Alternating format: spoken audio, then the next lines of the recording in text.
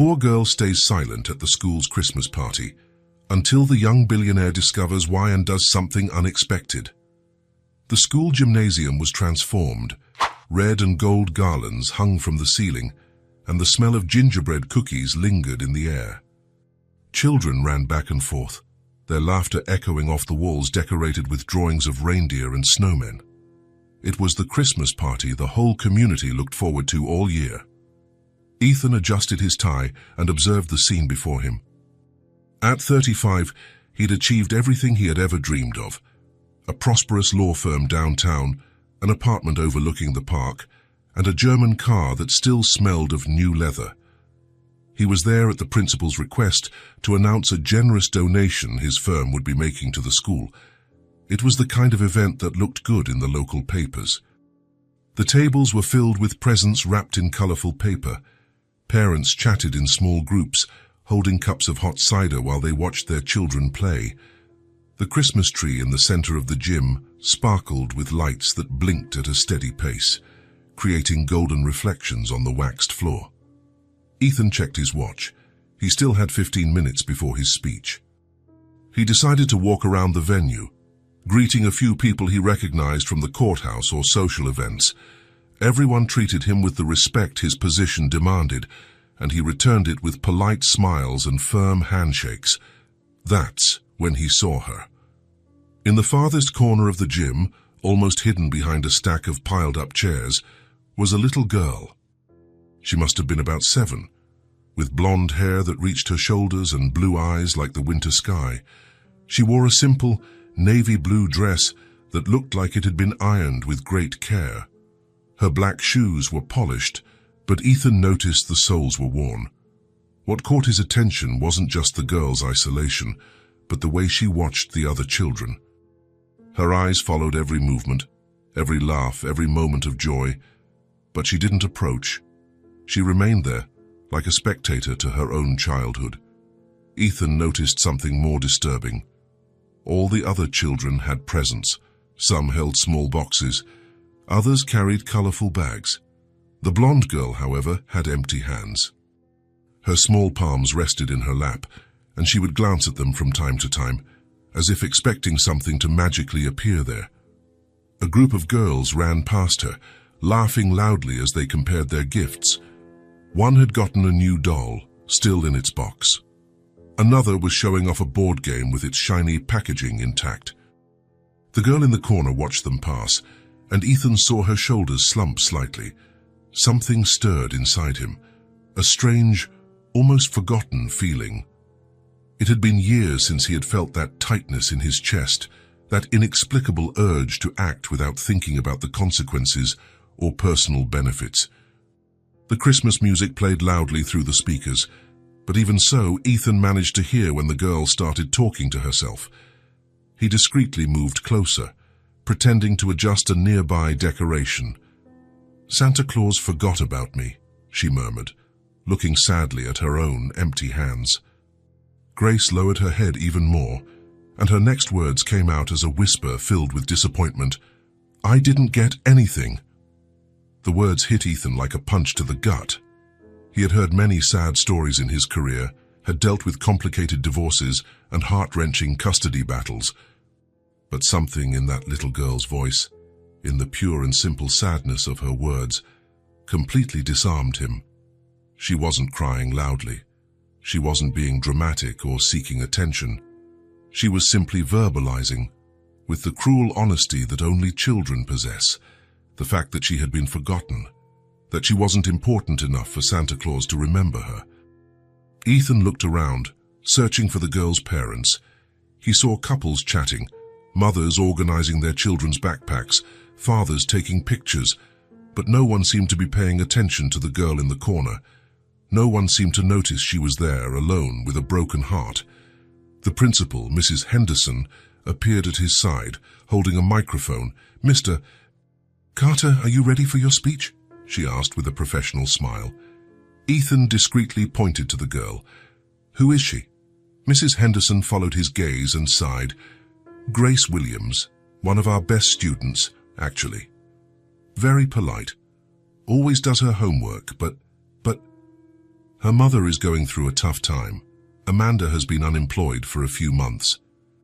They're living on benefits and some temporary jobs she finds here and there.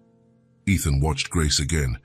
The girl had found a piece of paper on the floor and was folding it carefully, creating small figures. Her fingers worked with precision, turning something ordinary into art. It was a way to distract herself, he realized. A way to not think about what was happening around her. Did her mother not come to the party? He asked. Amanda is unemployed, so sometimes she has to go out for job interviews or deal with benefits paperwork. She should be here in a few minutes to pick Grace up. Mrs. Henderson seemed genuinely concerned about the situation, but she also had a whole party to manage. Other parents were approaching, wanting to talk to her about various matters. "Can I have their address?" Ethan asked impulsively. The principal looked at him, surprised. "The address? May I ask why?" Ethan didn't have a clear answer. He didn't know exactly what he planned to do. All he knew was that he couldn't leave there and simply forget that little girl. He couldn't go back to his silent apartment and pretend he hadn't heard Grace say that Santa Claus forgot about her, that she hadn't gotten anything. "I'd like to help," he said simply. Mrs. Henderson studied him for a moment. She had known Ethan for a few years, ever since he started making regular donations to the school. He had always been professional, cordial, but distant. This was the first time she had seen him show personal interest in a specific situation. "They live at Maple Street Apartments, Building C, Apartment 23, she said finally. "It's a simpler complex, but clean and safe.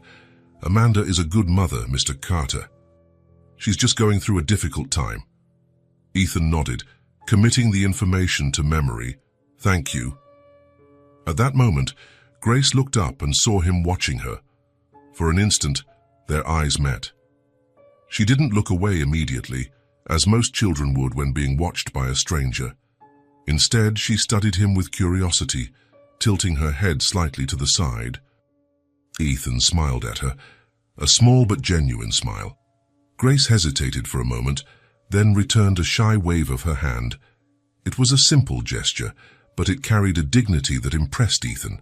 Even alone, even forgotten by Santa Claus, she still had the manners to greet a stranger who had been kind. "Mr. Carter," Mrs. Henderson called again. "The people are waiting." Ethan forced himself to turn away from Grace and followed the principal to the small, improvised stage. The microphone screeched as he adjusted it, causing all conversations to cease. Dozens of faces turned toward him, awaiting his rehearsed speech about corporate social responsibility and investing in education. But as he spoke about his firm's donation, about the importance of supporting future generations, his eyes kept returning to the corner where Grace remained seated. She had stopped making paper figures and was now watching him speak. Her small hands crossed in her lap. The speech that usually flowed automatically felt stilted. Ethan found himself hesitating between sentences, losing his train of thought.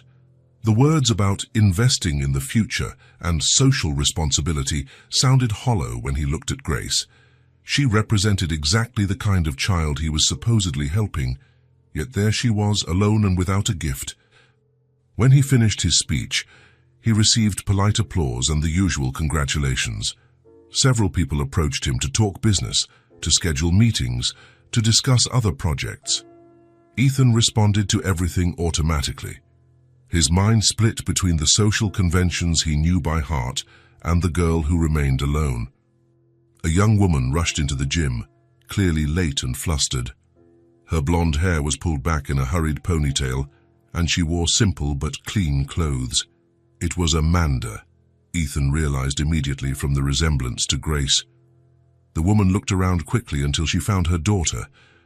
Her face lit up with relief, but Ethan also noticed a shadow of sadness when she saw that Grace was alone, without any present. Amanda approached her daughter, knelt beside her, and hugged her. "Sorry I'm late, sweetie. I had to take care of some important things today." "It's okay, Mommy," Grace replied, her voice small but trying to sound cheerful. Just the party was nice. Ethan watched the interaction. There was so much love between mother and daughter, so much tenderness in that simple hug, but there was also an unspoken sadness, an awareness that this party would be different from the others, that they would go home empty-handed while other families carried bags full of presents. Amanda noticed the other children had presents, and her eyes filled with restrained tears. She hugged Grace tighter, as if she could protect her from disappointment through pure love. "Let's go home, my princess," Amanda said softly. "Can I take my drawing?" Grace asked, showing the paper figures she had made. "Of course you can." "It's beautiful." Amanda helped Grace get her coat and backpack.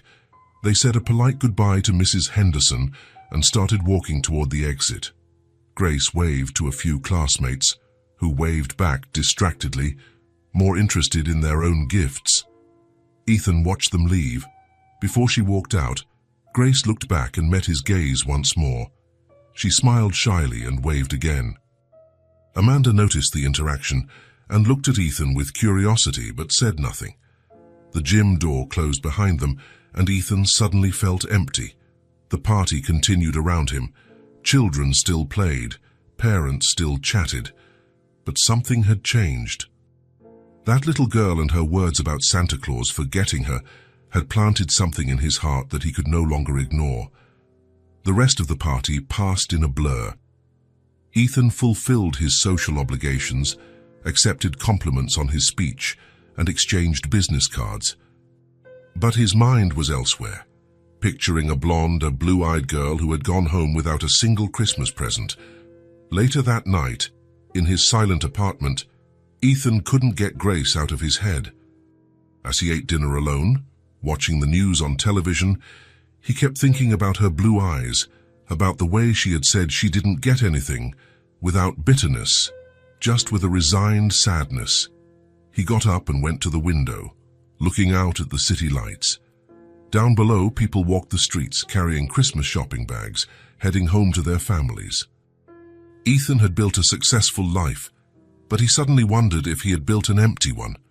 His apartment was immaculate, decorated by an expensive interior designer. Everything was in its right place. Everything was high quality. But there was no human warmth there, no children's laughter, no drawings stuck to the fridge, no one to ask how his day was. At the Maple Street apartments, not far from there, Grace was probably getting ready for bed.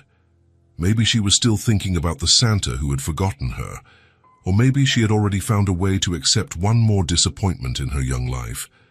Ethan imagined Amanda tucking her daughter into bed, trying to explain why Santa hadn't brought her anything. He imagined the comforting words a mother says when she doesn't have the money to buy what she wants for her child. Ethan made a decision. He didn't know exactly what he would do, but he knew he couldn't just move on and forget. Tomorrow, he would visit the Maple Street apartments. Tomorrow, he would do something to show Grace that she hadn't been forgotten. For the first time in years, Ethan Carter had a plan that didn't involve profit, professional recognition, or personal gain. He had a plan that just involved making a 7-year-old girl truly smile. And that, somehow, inexplicably, felt like the most important thing he had ever decided to do. Ethan woke up earlier than usual. The morning sun streamed through his apartment curtains, but he had been awake for an hour, staring at the ceiling and thinking about Grace. Her words echoed in his mind. Santa Claus forgot about me. I didn't get anything. He got up, took a quick shower and put on casual clothes. For the first time in years, he didn't wear a suit. Dark jeans and a simple shirt seemed more appropriate for what he had in mind. After a light breakfast, Ethan left home with a clear objective. He needed to find the perfect gift for Grace. Not just any gift, but something special. Something that would make her eyes sparkle the way a 7-year-old's should. The first toy store he visited was huge and filled with options.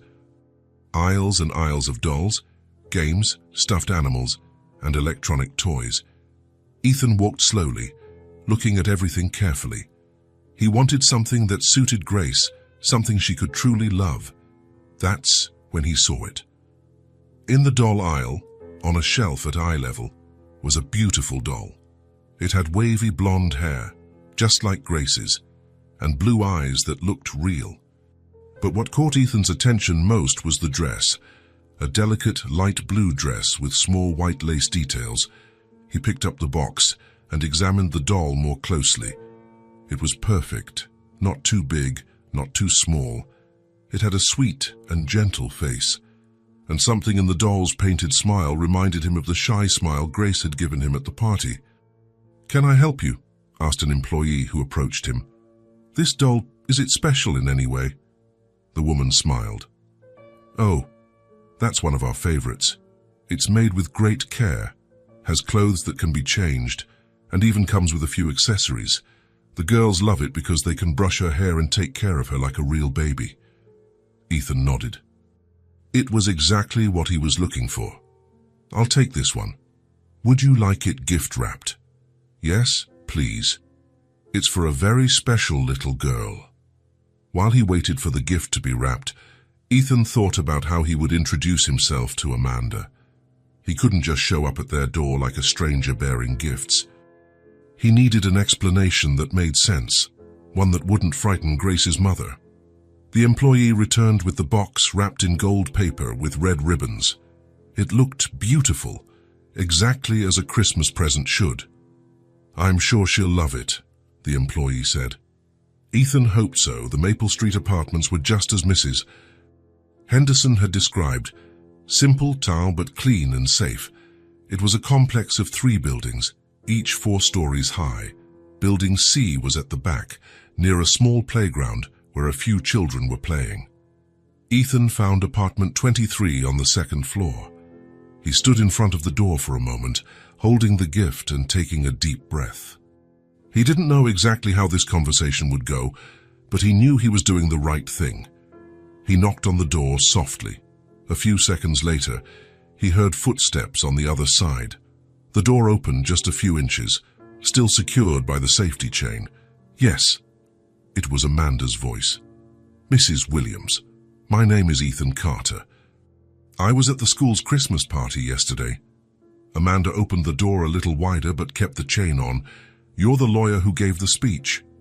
"Yes. I'd like to talk to you about Grace, if possible." There was a pause. Ethan could see the concern in Amanda's eyes. It was natural for her to be cautious. She didn't know Ethan, and he was showing up at her home the day after the party. Did something happen at school? Did Grace do something wrong? No, Ethan said quickly. Grace did nothing wrong. In fact, it's the opposite. Could I explain better if you'll let me? Amanda hesitated for a few more seconds, then closed the door to remove the chain and opened it completely. Please, come in. The apartment was small but cozy. The living room was simple, with a sofa that had seen better days, but it was clean and tidy. There were a few drawings taped to the wall, clearly made by Grace. A small artificial Christmas tree decorated a corner of the room, with no presents underneath. "Grace," Amanda called, "we have a visitor." Grace came running from what must have been her room. When she saw Ethan, her eyes widened in surprise, but she smiled shyly. "Hi," she said softly. "Hi, Grace. Do you remember me from the party yesterday?" She nodded. "You gave the speech on the stage." "That's right, Grace. I brought something for you." Ethan showed her the wrapped gift.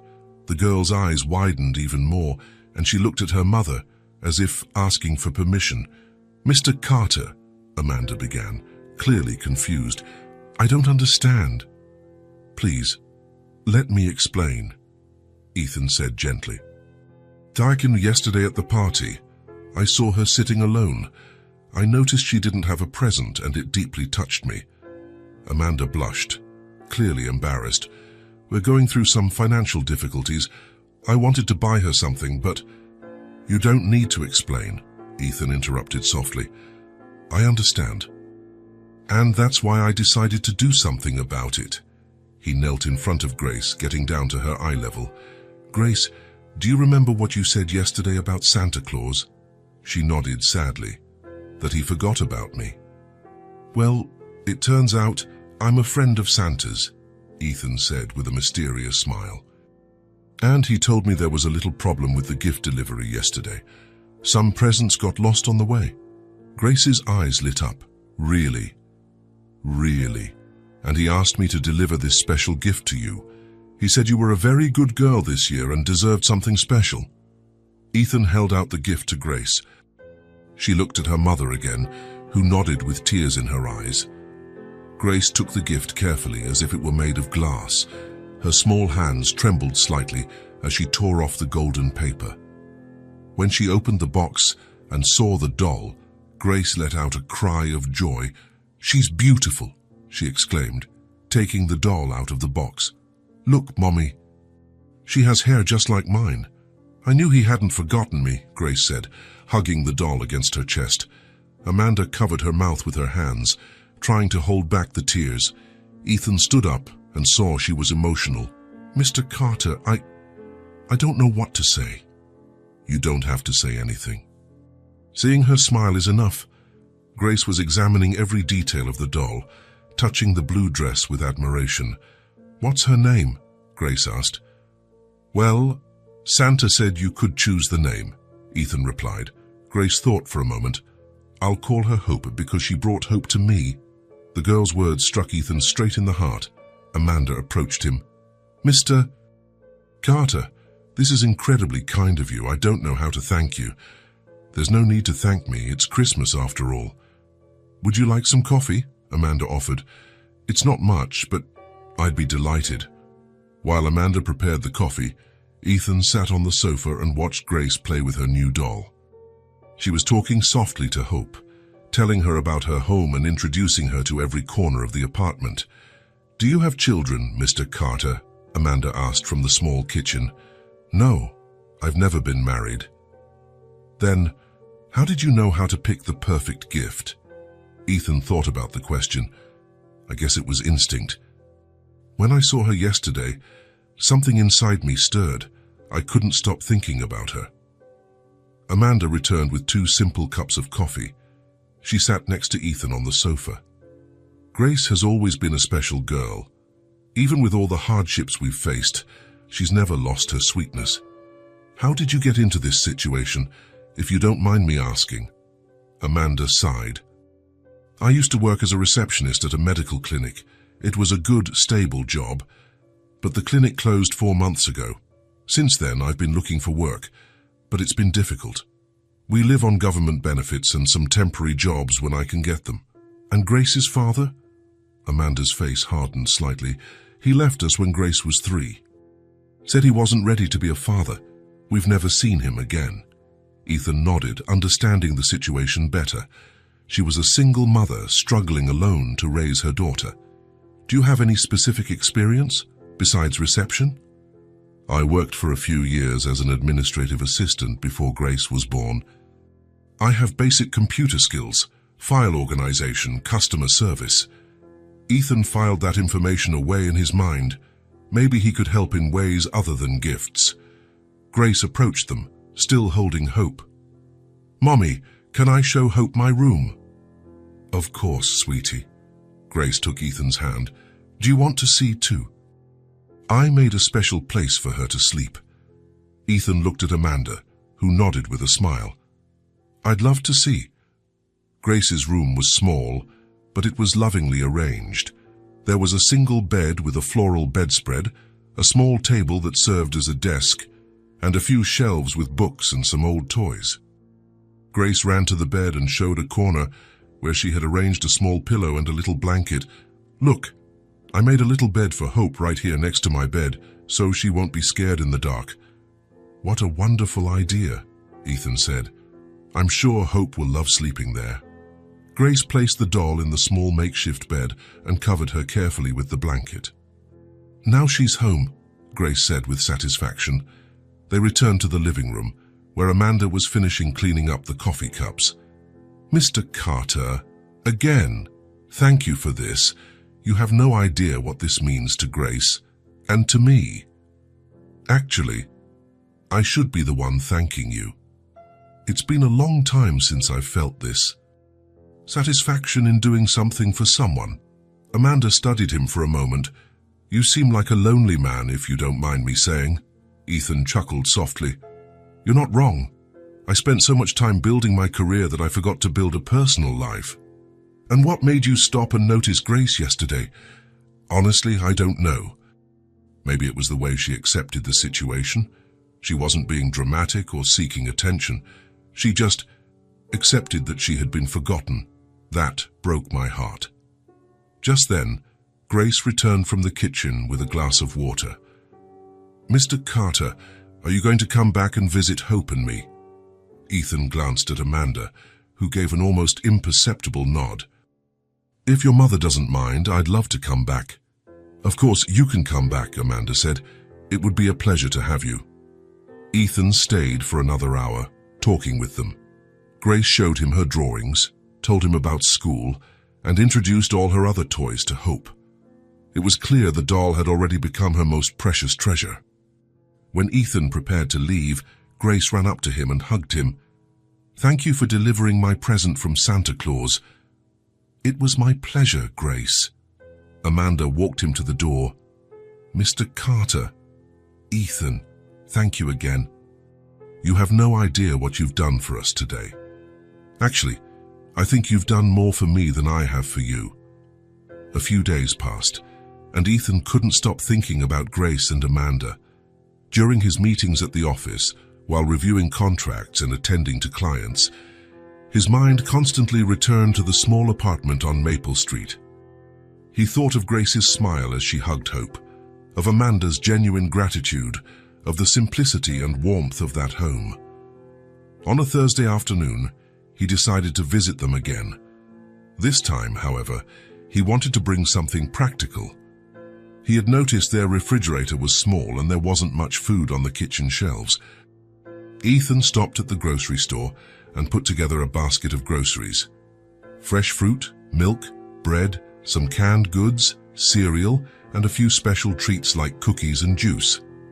He didn't want to overdo it and make Amanda feel like it was charity, but he wanted to help in a practical way. When he arrived at apartment 23, he knocked on the door and waited.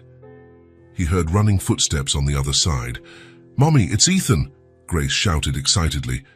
The door opened and Grace appeared with a huge smile, holding Hope. "Ethan, you came back!" "Hi, Grace. Of course I came back. I promised I'd visit you and Hope, didn't I?" Grace took his free hand, practically dragging him into the apartment. "Come see. I made a new bed for Hope, and she already has 3 different dresses." Amanda appeared from the kitchen, drying her hands on a dish towel. "Ethan, what a nice surprise. Please, come in." "I brought a few things," he said, showing her the basket of groceries. Amanda's face changed slightly, as a mix of gratitude and embarrassment. "Ethan, you didn't have to." "I know I didn't have to. I wanted to." Grace let go of Hope for a moment and ran to Ethan, examining the basket. "What yummy things. Mommy, look, he brought those cookies I like." Amanda approached and saw the contents of the basket. Ethan noticed her eyes quickly fill with restrained tears. "Ethan, this is very generous. It's just a way of returning your hospitality." Grace started pulling his hand again. "Come see Hope's new bed. I made it with a shoebox and some scraps of cloth Mom gave me." In Grace's room, Ethan was impressed by the girl's creativity. She had turned a shoebox into a perfect little bed for the doll, with small pillows made from scraps and a tiny, hand-sewn quilt. "Who did this sewing?" Ethan asked, impressed. "I did. Mommy taught me. She's really good at sewing." "Is she? Does your mum sew professionally?"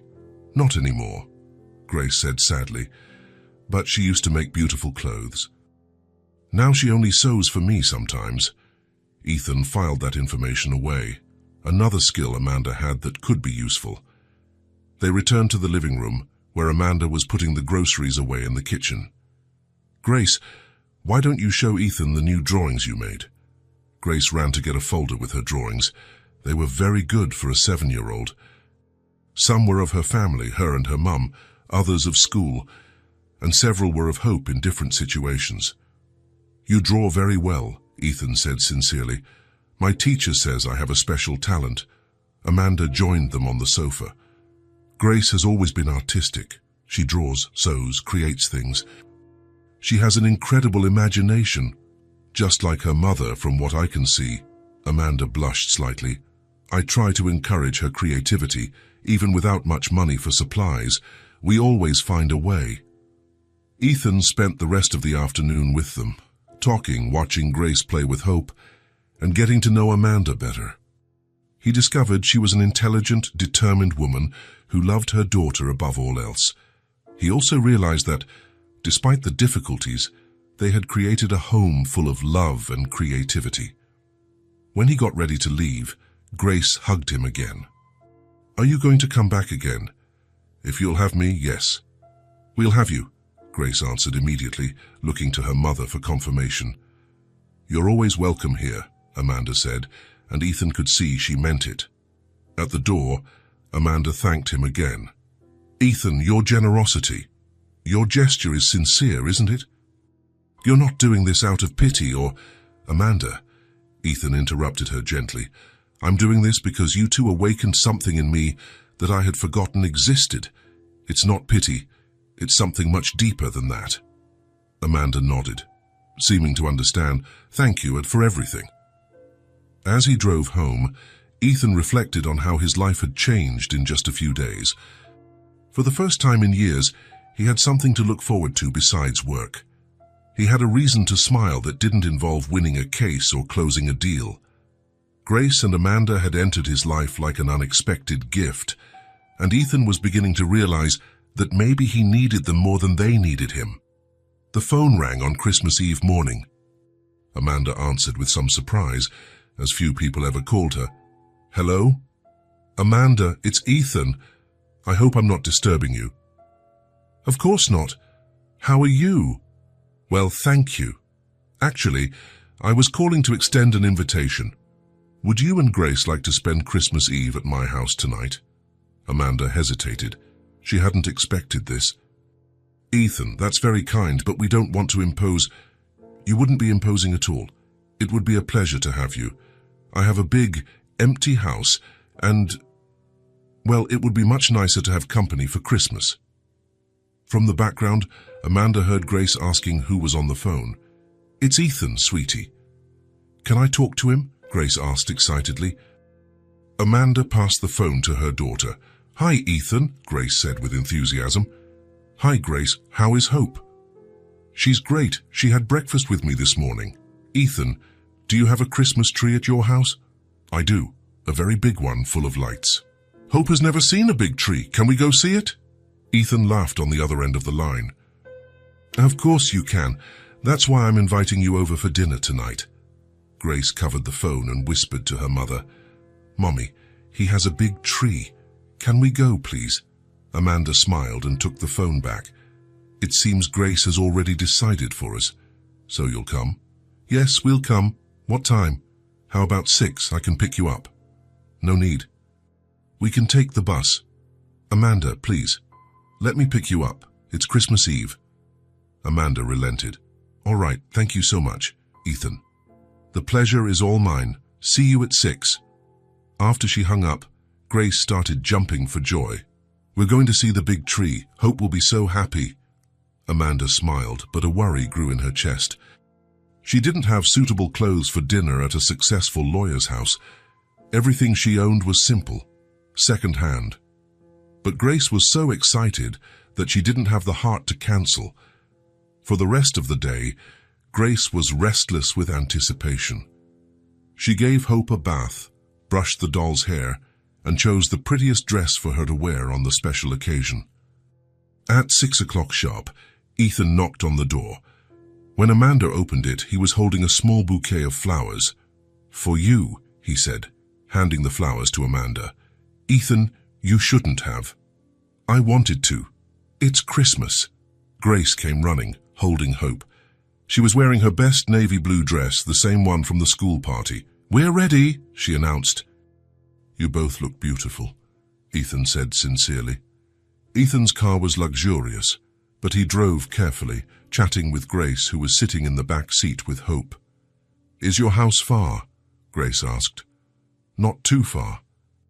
It's in a quieter neighborhood, with more trees. Hope wants to know if you have other friends joining us for dinner. Ethan looked in the rearview mirror and saw Grace holding the doll close to her ear, as if listening to a whisper. Actually, you'll be my only guests. It will be a dinner just for us. Good, Grace said.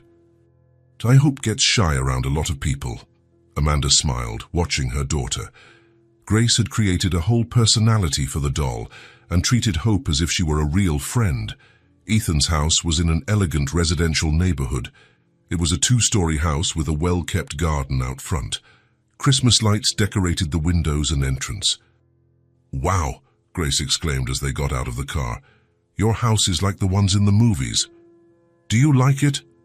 It's the most beautiful house I've ever seen. Ethan opened the front door and invited them in. The interior was elegant yet welcoming. Amanda noticed everything was impeccably tidy, but didn't feel cold like some rich places she had seen in magazines. Where's the tree? Grace asked, looking around. In the living room. Come on, I'll show you. They walked down the hall until they reached the main room. When Grace saw the Christmas tree, her eyes widened. It was a huge tree, almost touching the high ceiling of the room. It was covered in golden lights that shone like stars, and elegant ornaments hung from every branch. At the base of the tree, there were several wrapped gifts. Oh my gosh, Grace whispered, as if she were in a church. Hope, are you seeing this? She slowly approached the tree, as if it were a fragile treasure that might break if she got too close. Can I touch it? Of course you can, Ethan said. Grace reached out her hand and gently touched one of the lower ornaments. It was a silver star that swayed softly with her touch. It's magical, she murmured. Amanda watched her daughter, emotional. Grace had never seen such a beautiful Christmas tree. The small artificial tree they had at home looked like a toy compared to this one. Do you like the house? Ethan asked. It's wonderful, Amanda replied. Very elegant. Sometimes it's too big for just one person. Ethan showed them the rest of the house. Grace was especially impressed with the kitchen, which was bigger than their entire living room. Do you cook on all these stoves? She asked, pointing to the 6-burner stove. Actually, I don't cook much. I usually eat out or order in. Mommy is a great cook, Grace said. She made cookies for me yesterday. I'm sure they're delicious. Dinner was served in the dining room. Ethan had hired a catering service, so the table was set with elegant dishes, and the food was perfect. There was roasted turkey, mashed potatoes, vegetables, and fresh bread. Grace was impressed by the amount of food. Is this all for us? It is. Eat as much as you like. During dinner, Grace talked excitedly, telling stories about school, about Hope, and asking questions about Ethan's house. Amanda joined the conversation, but Ethan noticed she was a little tense, probably feeling out of her natural environment. Amanda, are you comfortable? He asked softly. Yes, sorry, it's just, I'm not used to so much elegance. Please, make yourselves at home. That's what I want you to feel. After the main course, Ethan brought out dessert, apple pie with ice cream. Grace ate with delight but saved a little to give to Hope later. When they finished eating, Grace got up from the table and went to where she had left her small backpack. Ethan, I have something for you. She came back carrying a carefully folded piece of paper. I made this for you, she said, handing him the paper. Ethan unfolded it and saw a drawing made with crayons. It was him, Amanda, and Grace, holding hands in front of a Christmas tree. At the top of the page, in neatly written letters, was the title, My New Friend. Ethan's heart tightened. The drawing was simple, but full of affection. Grace had included him as part of her small family. Grace, it's beautiful. I made it for you to keep, she said shyly. Because now you're my real friend. Ethan felt his eyes well up with tears. It had been years since someone had considered him a real friend. His life was full of colleagues, acquaintances, and professional contacts, but true friends were rare. I'll keep it forever, he said, his voice slightly shaky. Amanda was also emotional. She knew her daughter well enough to know that Grace didn't offer her friendship easily. The girl was shy with strangers, but had connected with Ethan in a special way. They moved to the living room, where they sat near the Christmas tree. Grace played with Hope on the rug, creating little adventures where the doll explored the big house. "Ethan," Grace said suddenly, "why do you live alone in such a big house?" Amanda blushed. "Grace, that's a very personal question." "It's okay," Ethan said. "It's a good question. The truth is, I spent so much time working that I forgot to build a family. You didn't want to have a wife and kids." "I did, yes, but work always came first. And now, well, sometimes I feel lonely." Grace stopped playing and looked at him seriously. "You don't have to be lonely anymore. You can come visit us whenever you want. And can we come here too?" Ethan looked at Amanda, who nodded with a smile. "Of course you can. You're always welcome here." Around 9 o'clock, it started to snow. Just a few flakes at first, but it quickly turned into a heavy snowstorm. Ethan looked out the window with concern.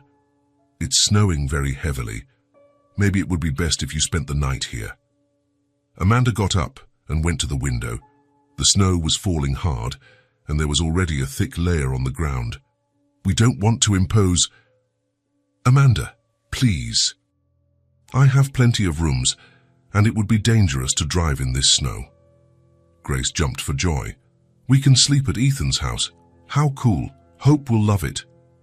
Amanda saw she had no choice. The snow really was too heavy to risk a trip back. "If you're sure it's no bother." "I am absolutely sure." Ethan showed them to the guest room. It was spacious and comfortable, with a double bed and an armchair where Grace could settle in with pillows and blankets. "It's perfect," Amanda said. "I'll get you some clean clothes to use as pajamas." Ethan brought one of his shirts for Amanda and a smaller shirt for Grace. They were too big, but they would work for sleeping. "Thank you for everything, Ethan. This has been the best Christmas Eve Grace has ever had. And for me too," he replied sincerely. When Grace was settled in the armchair with Hope, she called out to Ethan. "Ethan." "Yes?" "Thank you for letting us sleep at your house, and for being our friend. Thank you for making my house less lonely." Grace smiled and snuggled up with Hope. In a few minutes, she was fast asleep. Amanda and Ethan talked quietly for a few minutes.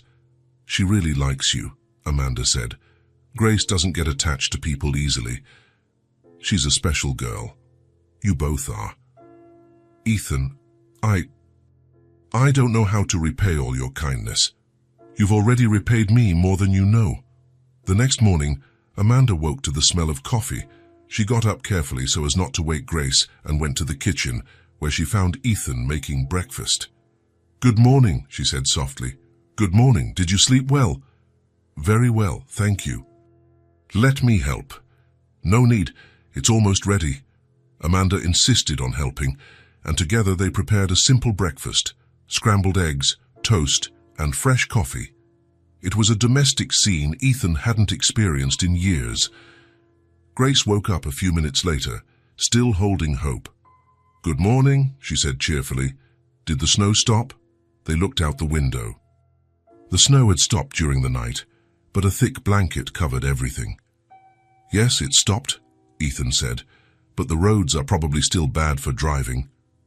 "That's a shame," Grace said, but she didn't sound truly sad. Hope really liked sleeping here. During breakfast, Grace chatted excitedly with Ethan, making plans. "When can we come back?" she asked. "Whenever you want," Ethan replied. "Next weekend." "Grace," Amanda intervened, "we can't abuse Ethan's hospitality." "You would never abuse it. In fact, I'd love it if you came more often." Grace smiled, satisfied. "Did you hear that, Mommy? We can come this weekend." After breakfast, when it was clear the roads were passable again, Ethan prepared to take Amanda and Grace back home. Before they left, he handed Amanda a card. "This is my business card. It has all my contact information. Thank you. Amanda, can I speak with you privately for a moment? Grace was busy saying goodbye to the Christmas tree and showing everything to Hope one last time. Of course. They stepped away into the hallway. Amanda, yesterday you mentioned you've been looking for work for months. Yes. Well, my office needs an administrative assistant. It's not a glamorous job, but it pays well and has benefits. Would you be interested? Amanda looked at him, surprised. Ethan, are you offering this out of pity? No. I'm offering because I need someone competent, and from our conversation yesterday, you have exactly the qualifications I'm looking for. Amanda hesitated. It was exactly the kind of opportunity she had been hoping for, but it was coming from Ethan, and she didn't want to mix her personal gratitude with work. Can I think about it? Of course. There's no rush. But if you decide to accept, the job is yours. They returned to the living rooms where Grace was hugging the Christmas tree. Ready to go, sweetie? Amanda asked. I guess so. Bye, beautiful tree. Bye, big house. On the way back, Grace fell asleep in the back seat, still holding Hope. The exhaustion from the exciting night had finally caught up with her. Amanda, Ethan said quietly so as not to wake Grace, last night was one of the best nights I've had in years. For us too. Grace won't stop talking about it for weeks. I hope you'll accept my job offer. It would be great to have you two around more often. Amanda looked back at Grace sleeping peacefully. I'll think about it seriously. It would be a wonderful opportunity. When they arrived at Amanda's apartment, Grace woke up and said goodbye to Ethan with a hug. Thank you for the best night of my life, she said. Thank you too, Ethan replied, hugging her back. As he drove home, Ethan reflected on the last few hours. His house, which had always seemed perfectly adequate, now felt empty again. But there was something different. For the first time, he had people who cared about him for real. People who wanted his company not for what he could offer professionally, but simply for who he was. Grace's drawing was carefully stored on his nightstand. My new friend, the words echoed in his mind. Ethan smiled. Maybe he had finally found what he had been looking for without even knowing it. A family. Amanda took a deep breath before pushing open the glass door of the Carter & Associates law firm. It was her first week of work, and her nerves were still on edge. After 4 months of being unemployed, having a professional routine again felt almost surreal. Good mornings, Amanda, said Sarah, the receptionist at Kai, with a welcoming smile. How was your weekend? Quiet, thank you. Grace was excited, knowing I was coming back to work today. That's great. Mr. Carter has already arrived and is waiting for you in his office. Amanda nodded and walked down the hall to Ethan's office. The walls were decorated with diplomas and professional photos, but she noticed a small change from last week. Grace's drawing, My New Friend, was framed and hanging behind his desk. Ethan looked up when she knocked on the door. Come in, Amanda. How are you feeling? Good. Still a little nervous, but excited to start. That's natural. You'll settle in quickly. Today I want you to focus on the Morrison case files. They need to be reorganized chronologically. Amanda nodded, taking out her notepad to jot down the instructions. Are all the documents in the file room? Most of them are. A few are still on my desk. Sarah can show you where everything is. During the first week, Amanda dedicated herself intensely to her work. The files were indeed disorganized, some dating back years. She created a logical system, sorting by date, document type, and relevance. It was exactly the kind of work she enjoyed, meticulous, organized, with visible results. Ethan would pass by the file room several times a day, always finding Amanda focused on her task. How's it going? He asked on Thursday. Better than I expected. I found some important documents that were lost among other papers. Really, which ones? Amanda showed him a folder with original contracts that had been filed incorrectly. These contracts from the Johnson case, they were mixed in with tax documents from 2018. Ethan examined the papers and his eyes widened. Amanda, these documents. We looked for these for weeks last year. They were in the wrong folder. I've created a new color-coded system to prevent this from happening again. You're incredible. Seriously, Amanda blushed slightly at the compliment. It's just organization. I've always been good at it. By the second week, Amanda had settled into a comfortable routine. She arrived at 8 in the morning, organized her desk, checked the day's priorities with Ethan, and dedicated herself to her tasks. The office had a professional yet relaxed atmosphere, and she felt more and more at ease. It was on a Wednesday that Grace appeared at the office for the first time. "Mommy!" The girl's cheerful voice echoed through the reception area. Amanda quickly stood up from the desk where she was working. "Grace, what are you doing here?" "School let out early today because of the teachers' meeting. Mrs. Henderson said I could come get you here." Grace was holding Hope in one hand and her backpack in the other. Her eyes lit up when she saw the office. "Wow, is this where you work?" "It's so fancy." Sarah smiled from the reception desk. "She's even cuter in person." "Grace, I'm sorry," Amanda said, clearly worried. "Can she stay here for a few hours? I promise she won't bother anyone." "Of course she can." Ethan appeared in the hallway, smiling when he saw Grace. "Hi, Grace, how's Hope?"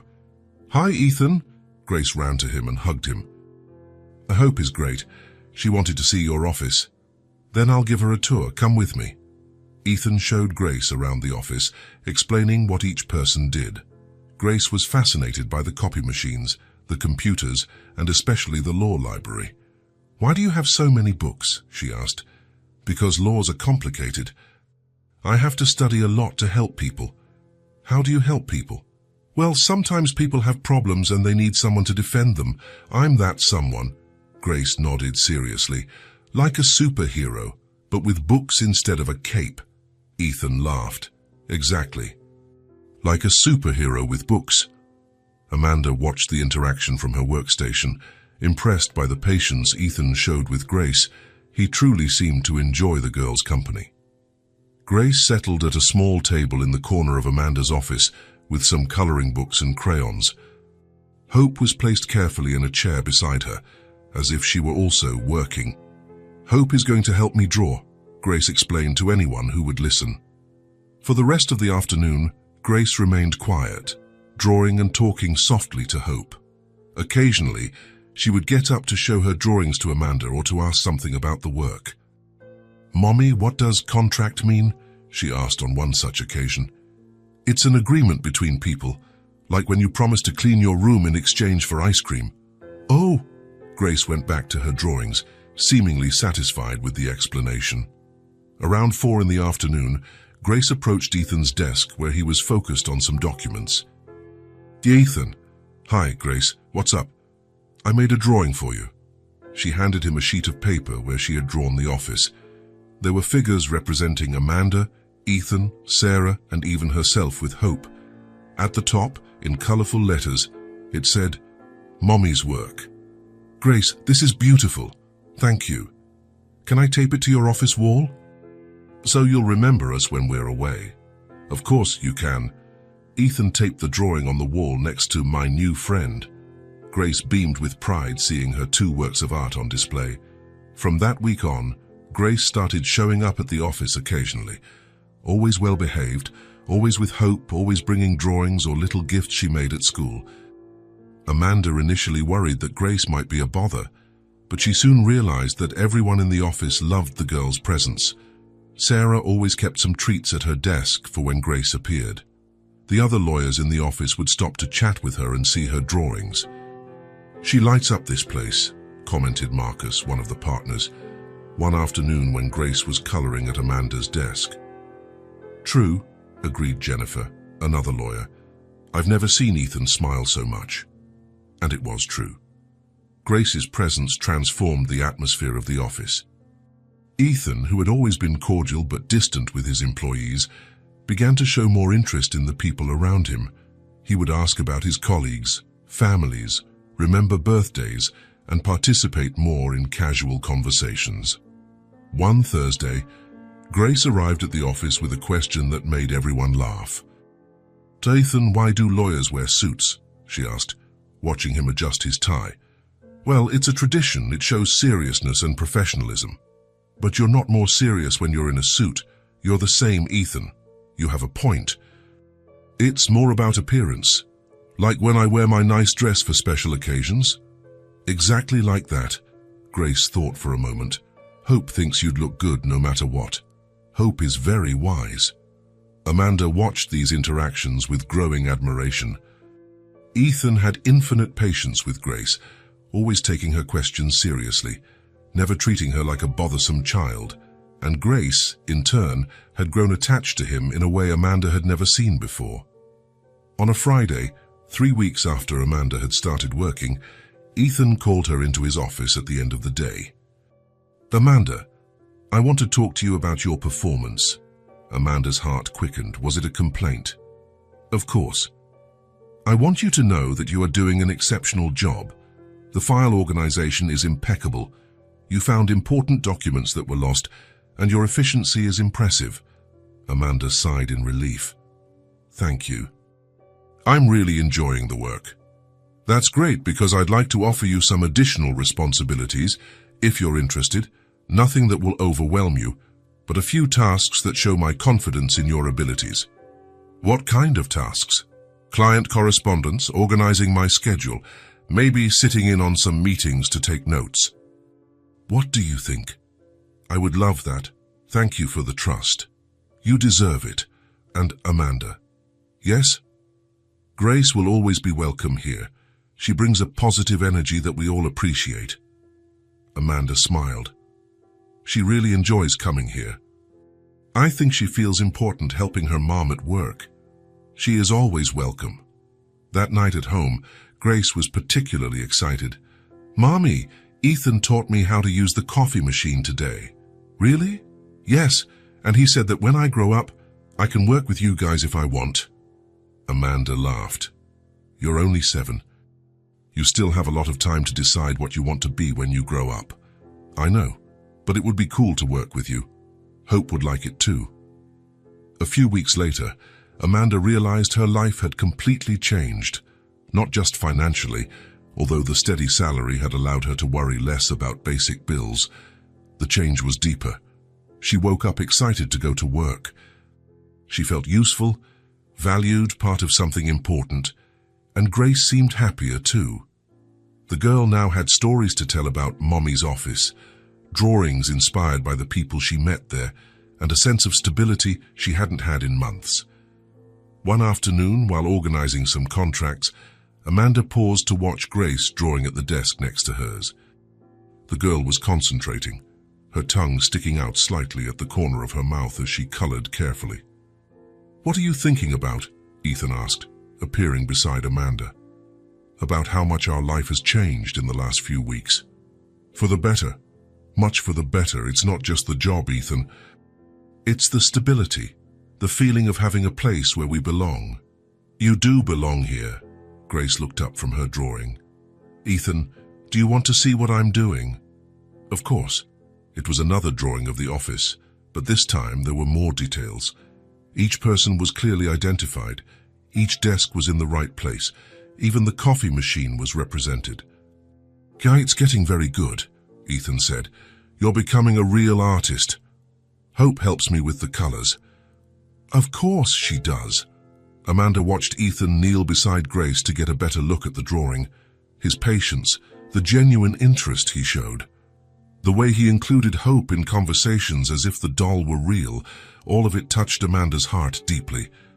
She wasn't in love with Ethan, not yet, but she felt a gratitude and affection that grew every day. He wasn't just the boss who had given her a job opportunity.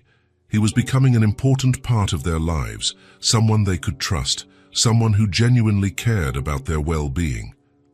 And Grace, who had always been cautious with male figures due to her father's absence, had found in Ethan a positive male presence, someone who listened to her, valued her ideas, and made her feel special. At the end of that day, as Amanda was tidying her desk to go home, Ethan approached her. "Amanda, can I ask you a personal question?" "Of course." "Are you two happy?" "I mean, Are you adjusting well to the new routine? Amanda smiled. Ethan, we don't have words to thank you for everything you've done for us. You didn't just give us a job. You gave us hope. You've given me much more than you can imagine. How so? You brought life to this place, to my life. I didn't realize how empty it was until I met you. Grace approached, holding hope. We're ready, Mommy. Yes, sweetie. Ethan, tomorrow is Saturday. Do you want to have lunch with us at our place? I can make my famous peanut butter sandwich.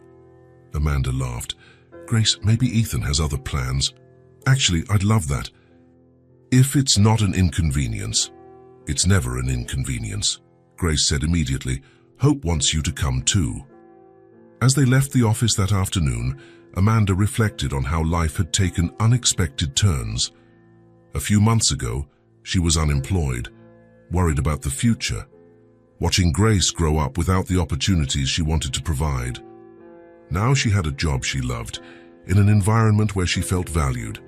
Grace was thriving, more confident, happier, and Ethan had become an essential part of their lives in a way she could never have imagined. The bond between the three was growing naturally, organically, based on mutual respect, genuine affection, and the simple joy of being in each other's company. Amanda didn't know exactly where this path would lead them, but for the first time in a long time, she was eager to find out. How about we go out for dinner tonight? Ethan asked one Friday, as Amanda was clearing her desk to leave. Grace, who was putting her drawings into her backpack, immediately looked up. Really? At a real restaurant? At a real restaurant, Ethan confirmed, smiling. I know a very nice, family-friendly place. Would you like to go? Amanda hesitated for a moment. They didn't have suitable clothes for expensive restaurants. Ethan, we don't want to be a bother. It's a casual place, he said, sensing her concern. Nothing formal. And it would be a pleasure to have your company. Grace tugged on her mother's sleeve. Please, Mommy, Hope has never been to a restaurant. Amanda laughed. All right? That would be lovely. The restaurant Ethan chose was perfect. It was neither too fancy nor too simple, with cozy decor and a family atmosphere. There were other families dining, children chatting excitedly, a relaxed vibe that made Amanda feel at ease immediately. It's beautiful in here, Grace exclaimed as they sat at the table. Can I look at all the lights, Hope? She placed the doll in the chair next to her, as she always did at home. Can Hope order food too? Grace asked seriously. Of course, she can, Ethan replied, playing along. What would she like to eat? Grace leaned close to the doll, pretending to hear a whisper. She said she wants spaghetti. It's her favorite food. Excellent choice, said the waiter, who had approached just in time to hear the conversation. And for the real little girl, Grace laughed. Spaghetti too, please. Amanda ordered a chicken salad, and Ethan chose a salmon dish. While they waited for their food, they talked about everything and nothing. Ethan, Grace began, fiddling with her napkin, do you have a family? Amanda tensed slightly at her daughter's direct question. Grace, that's very personal.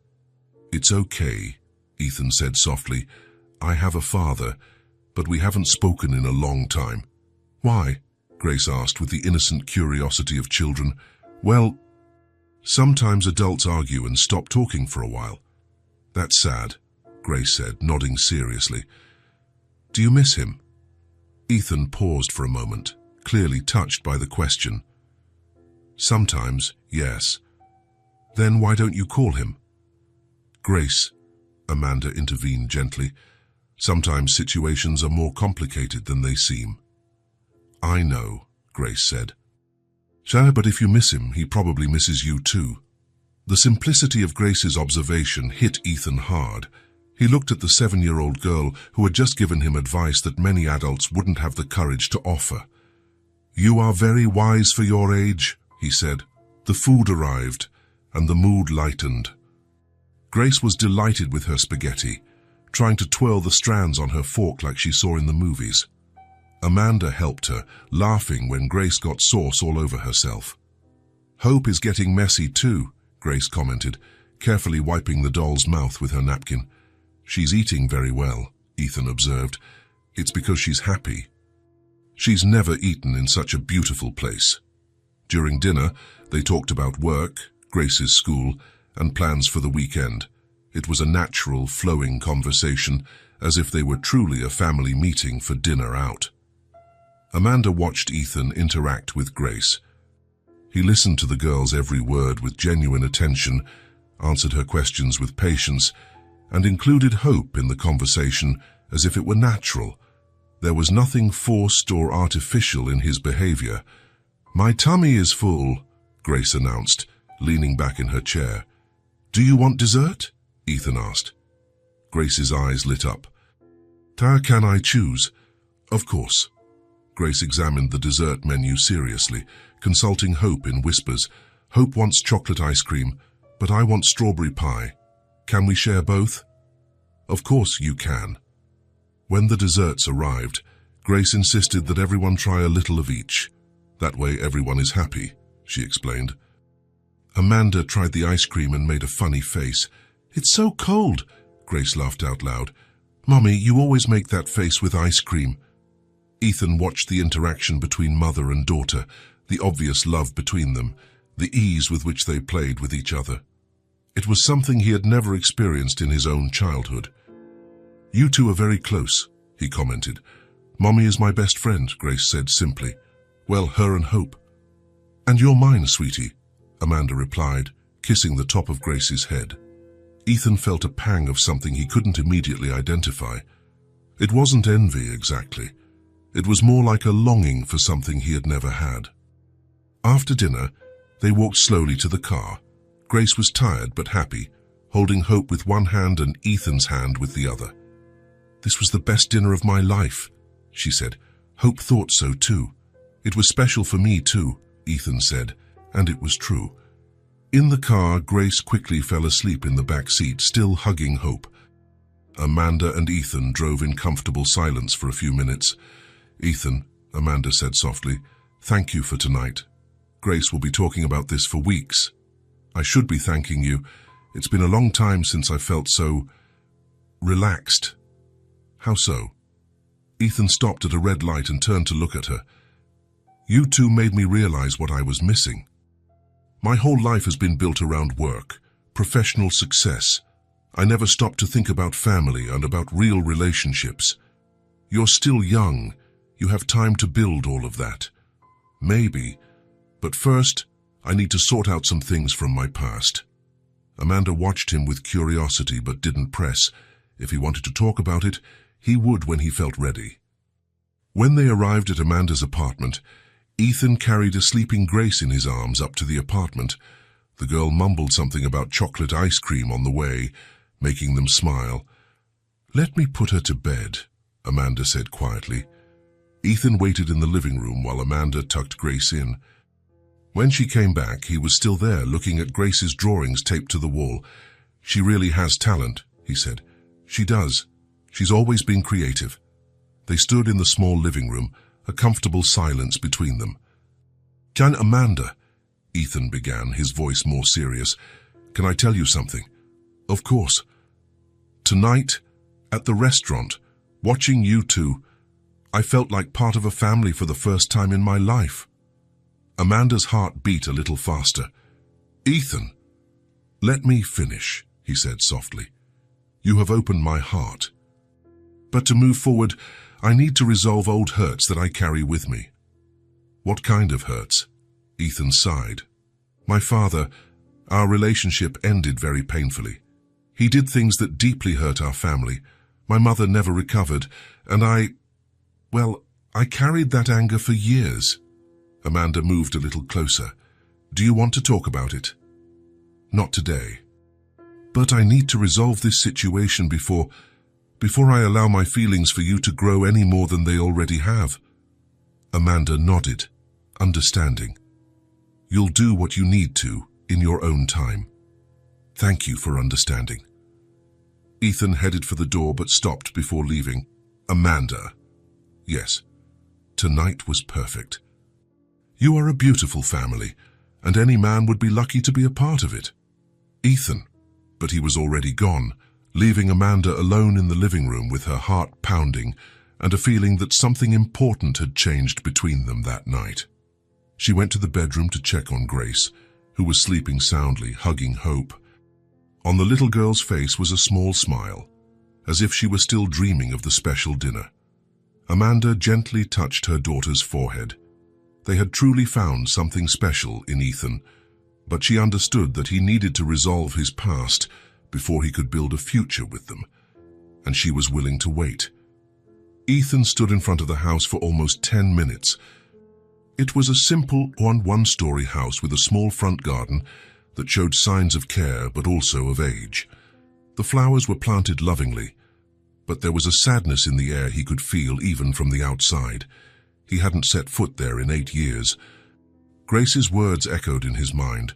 If you miss him, he probably misses you too. The simplicity of the girl's observation had haunted him for days, until he finally decided to do something about it. He took a deep breath and walked to the door. His hands trembled slightly as he pressed the doorbell. Slow footsteps approached from the other side of the door. When it opened, Ethan came face to face with his father for the first time in 8 years. Robert Carter had aged visibly. His hair, once just graying, was now completely white. There were deep wrinkles around his eyes and a slump in his shoulders that hadn't been there before. But it was the eyes that shocked Ethan the most. There was a sadness there, a melancholy that seemed to have taken up permanent residence. "Ethan!" Robert's voice came out as a disbelieving whisper. "Hi, Dad." For a moment they just looked at each other. Robert looked as if he were seeing a ghost. You really came. Come in, please, come in."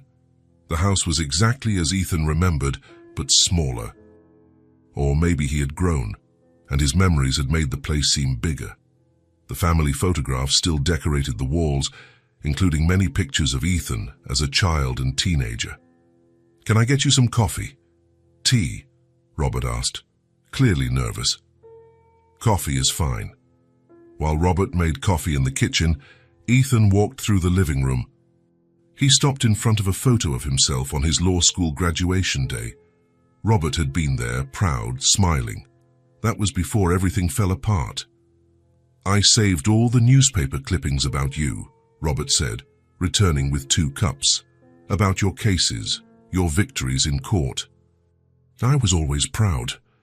"You had no right to be proud," Ethan said, his voice harsher than he intended. Robert looked down. "I know." They sat in opposite armchairs, a heavy silence between them. Ethan noticed there was only one dirty cup on the coffee table, only one worn spot on the sofa. His father was living there alone, probably had been for years. "Why did you come?" Robert finally asked. "Good question," Ethan said, taking a sip of coffee. "I met a girl, a little 7-year-old girl. She asked me a simple question that I couldn't stop thinking about." Robert waited. "She asked me why I didn't call you if I missed you." "And do you?" Ethan hesitated. "I miss the father you were before you destroyed our family." The words landed like daggers, and Robert visibly flinched. "Ethan, No," Ethan interrupted, standing up abruptly. "You're going to listen to me first. I've spent 8 years avoiding this conversation, but now I'm here, so we're going to have it." Robert nodded silently. "Your betrayal drove Mom to depression, and to her death," Ethan said, his voice breaking slightly. "I couldn't forgive you. That's why I stayed away." The words hung in the air like toxic smoke. Robert covered his face with his hands, and Ethan could hear a muffled sound that took him a moment to realize was sobbing. "Do you think I don't know that?" Robert finally said, his voice hoarse. "Do you think a single day goes by when I don't think about it?" "Then why did you do it?" Ethan asked, his own voice thick with emotion. "Why did you destroy our family? Mom loved you more than anything in the world." Robert got up and walked to the window, his back to Ethan. "I was an idiot. An insecure, middle-aged man who felt validated by a younger woman. It was the biggest mistake of my life." "That's no excuse." "It's not an excuse," Robert agreed, turning to face his son. It's a pathetic explanation for the biggest mistake I ever made. Ethan felt tears burning his eyes. For years, he had imagined this conversation, had rehearsed what he would say, how he would confront his father. But now, seeing the broken man before him, the words seemed inadequate. "I loved her," Robert continued, his voice breaking. "Your mother was everything to me, but I was weak, selfish, and when she found out, she never recovered," Ethan finished. "No. And neither did I." Robert walked to a shelf and picked up a photo of his wife. "I destroyed the woman I loved most. I carry that guilt every day, but I want to reconcile with you before it's too late." "Too late for what?" Robert pointed to some medicine bottles on the coffee table. "The doctors say I have maybe 2 years. Cancer." Ethan felt as if he had been punched in the stomach. "What?" "I found out 6 months ago. Maybe it's divine justice." "Don't say that." "Why not? It's true. I killed your mother with my betrayal and neglect. Maybe it's time to pay for it." Ethan sat down heavily on the sofa. All the angry words he had stored up for years seemed to vanish. In front of him was a sick, lonely man, carrying a weight of guilt that had obviously been consuming him for years. "Dad, I didn't come looking for you because I thought it was for the best," Robert continued. "I thought you'd be happier without me in your life. But when I found out about the illness, I just wanted to see you one more time. To ask for your forgiveness. Are you getting treatment?" "I am, but it's not working very well." They sat in silence for several minutes. Ethan stared at his hands, processing everything he had heard. "I hated you for 8 years, he finally said. "I deserve your hatred." "Maybe. But carrying this hatred is killing me on the inside too." Robert looked up, a spark of hope shining in his eyes. "Ethan, I know I have no right to ask for anything, but if there's even a small chance you could forgive me, I don't know if I can. I understand, but I can try," Ethan added softly. Robert let out a shaky breath. "That's more than I deserve." "You're right. It is more than you deserve. But maybe it's not about what you deserve." Ethan stood up and walked to the window. Outside, a family was passing on the sidewalk. Father, mother, and a little girl skipping beside them. The scene made him think of Grace, of Amanda, of how they had changed his perspective on family and forgiveness. "Wounded, I've met people who have taught me about second chances," he said, "about how holding on to anger only hurts ourselves." "Who are these people?" Ethan smiled for the first time since he arrived. "A brave woman and a 7-year-old girl who is wiser than most adults. Are they special to you?" "Very special." Robert nodded, understanding there was more to this story than Ethan was letting on. "Do they know you came here today?" "No. This is something I needed to do alone." "Are you going to tell them?" Ethan thought for a moment. "Yes. They deserve to know." "Ethan," Robert said hesitantly, "do you think someday you could tell me about them, about your life?" Ethan looked at his father. There was so much regret in the older man's eyes, so much desire to reconnect, to try to fix what he had broken. "Maybe," he said. "With time. Time is something I may not have much of. Then let's see how far we can get with the time we have." Robert nodded, tears streaming silently down his face. "Thank you," he whispered, "for giving me this chance." Ethan approached his father and, after a moment's hesitation, hugged him. It was a painful embrace, full of years of hurt, but also of a small seed of hope. "I'll try, Dad. I can't promise more than that. It's all I can ask for." When Ethan left the house an hour later, he felt emotionally exhausted. But there was something different, too. The weight he had been carrying on his shoulders for 8 years felt slightly lighter. He hadn't completely forgiven his father, maybe he never would, but he had taken the first step, and that, for now, was enough. On the way home, he thought about Amanda and Grace. They had been the catalyst for this reconciliation, Grace's innocent wisdom, Amanda's example of strength and forgiveness. All of it had helped him find the courage to face his past. Now, maybe He could finally build a future. In the weeks following the meeting with his father, Ethan felt different. It was as if a knot he had carried in his chest for years had finally begun to unravel. The weight of the anger that had consumed him had lessened, leaving room for other emotions to grow. And those emotions were all connected to Amanda and Grace. Ethan began to spend more time with them. Not just the casual encounters at the office or the occasional dinners, but deliberate, intentional moments. Saturdays at the park, Sunday afternoons watching movies, simple walks through the neighborhood where Grace could play with hope. "Ethan," Amanda said on one of these walks, as Grace ran ahead with her doll, "you seem different lately." "How so?" "Lighter. As if something has changed." Ethan smiled. "Something has changed. I talked to my father." Amanda stopped walking, surprised. "Really? How did it go?" "Difficult, painful, but necessary." They continued walking as Ethan told her about the meeting, about his father's illness, about the first hesitant steps toward forgiveness. Grace was right, he concluded, about missing him and about him probably missing me too. She has that intuition about people. She always has. That afternoon, while Grace played on the playground, Amanda and Ethan sat on a nearby bench. "Ethan," Amanda began hesitantly, "can I ask you something?"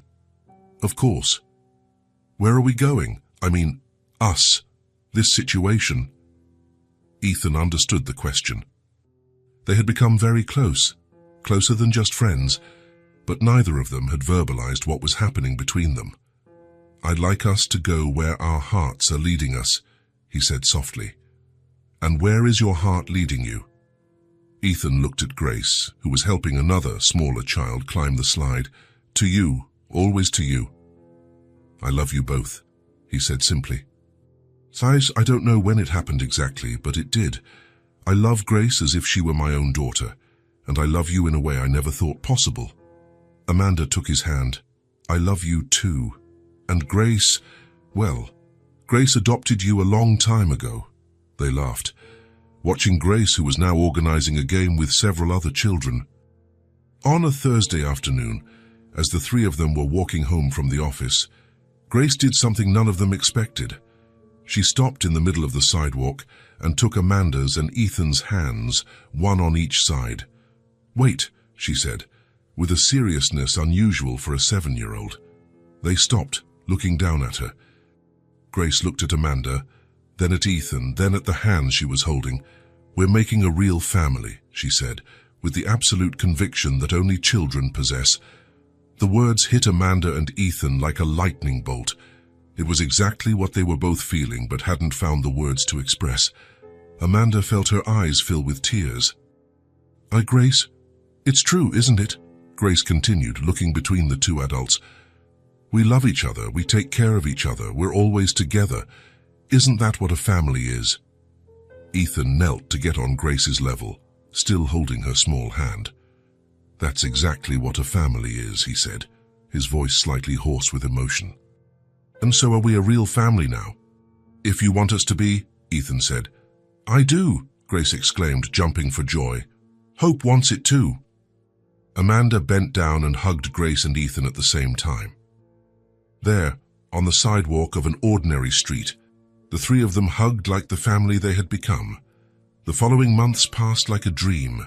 Grace blossomed even more. Her drawings now always included 3 figures, Mommy, Ethan, and her, usually with Hope somewhere in the scene. At school, she talked about "my dad, Ethan" with pride. Amanda had never felt so complete. She had spent years raising Grace alone, being strong out of necessity. Now with Ethan, she could share responsibilities, she could be cared for while she cared for others. And Ethan had discovered that everything he had worked for, professional success, money, recognition, paled in comparison to coming home and finding Grace doing her homework at the kitchen table while Amanda cooked dinner. The relationship with his father had also gradually improved. Robert began to visit occasionally, always shy, always grateful for whatever time Ethan gave him. Grace had immediately taken to Grandpa Robert, treating him with the same unconditional acceptance she showed everyone she loved. When December came around again, almost a year after that first school Christmas party where it all began, Ethan made a suggestion. "How about we spend Christmas at my house this year, all of us together?" "All of us?" Amanda asked. "You, me, Grace, my dad, a real family dinner." Grace clapped her hands excitedly. "Can we decorate the big tree together?" "Of course we can." On Christmas Eve, they gathered at Ethan's house. Amanda had officially moved in a few weeks earlier. Her things had blended naturally with Ethan's, and Grace had transformed one of the guest rooms into her own space. They started by decorating the Christmas tree. Robert had arrived early, bringing ornaments that had belonged to Ethan's mother, stored for years in dusty boxes. "Your mother would have loved to see this," Robert said softly, watching Ethan help Grace place a golden star on a high branch. "She would have loved Grace," Ethan agreed. Grace was in her element, directing the decorating with the seriousness of an art director. "Hope thinks we need more lights on this side," she announced, pointing to the doll as if it had actually spoken. "Hope is right," Amanda said, adjusting some lights. "Hope is always right," Robert agreed, joining in the game naturally. When the tree was finished, they stepped back to admire the result. It was beautiful, but more importantly, it had been decorated with love by people who cared for one another. "It's perfect," Grace declared. The dinner was served at the dining table, which, for the first time, was completely full. Amanda had cooked ours with help from Grace and Robert. Ethan had contributed his specialty, salad, the only thing he knew how to make without burning it. "A family of cooks," Grace commented, tasting the turkey, "except for Ethan." "Hey!" Ethan protested, laughing. "My salad is good." "It is," Amanda agreed, kissing his cheek. "But maybe you should learn to make a few more things." "Grace can teach me," Ethan said. "She already makes impressive sandwiches." "It's true. I can teach you how to make a gourmet peanut butter sandwich." Robert watched the interaction with a smile. It was the first time in years he had felt part of a family again. "Ethan," he said during a pause in the conversation, "thank you for including me tonight." "Your family, Dad." "Of course he is," Grace added. "Hope likes you a lot." During dinner, they talked about everything: work, school, plans for the new year, funny memories. It was exactly what a family dinner should be: loud, affectionate, full of laughter and love. As they were finishing dessert, Grace looked around the table with a thoughtful expression. "Now everyone is together," she said, smiling. Amanda felt her heart tighten with emotion. She held Ethan's hand under the table, and he intertwined his fingers with hers. Ethan smiled, feeling his eyes well up with tears. A year ago, he was alone in his silent apartment, living an empty life of professional success. Now, he was surrounded by people who loved him for who he was, not for what he had. "Grace is right," he said, his voice slightly hoarse. "Now everyone is together." Robert was also emotional. After years of loneliness and guilt, he had been forgiven, accepted, included in a new family. "Thank you," he whispered to Ethan. "Thank you all," Ethan replied, looking at each person at the table, "for teaching me what really matters in life." Grace raised her glass of juice. "A toast," she announced. "To our real family." Everyone raised their glasses. Juice for Grace, wine for the adults. "To our real family," they repeated in unison. Later that night, after Robert had left and Grace was asleep with Hope, Amanda and Ethan sat in the living room, watching the Christmas tree twinkle in the dark. "A year ago, could you have imagined this?" Amanda asked, nestled in Ethan's arms. "Never. A year ago, I didn't even know it was possible to be this happy." Grace was right from the beginning. We really did become a real family. Ethan kissed the top of Amanda's head. "The best family I could have ever asked for." The simple table, surrounded by laughter and human warmth, had been proof that the wounds of the past had given way to a new life, a life built on love, forgiveness, and the innocent wisdom of a 7-year-old girl who saw what the adults took so long to realize. They were indeed a real family.